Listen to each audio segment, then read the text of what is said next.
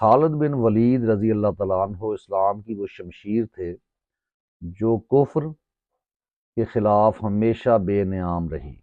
خالد بن ولید کو رسول اللہ صلی اللہ علیہ وآلہ وسلم نے اللہ کی کتاب کا خطاب یا لقب عطا فرمایا۔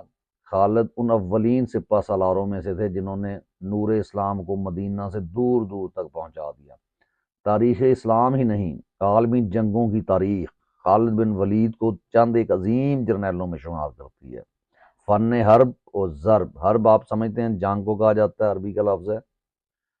فن حرب و ضرب کے ماہرین اور مبصر آج بھی خالد کی جنگی چالوں، میدان جنگ میں ان کی قیادت اور عسکری فہم و فراست کے حوالے دیتے ہیں۔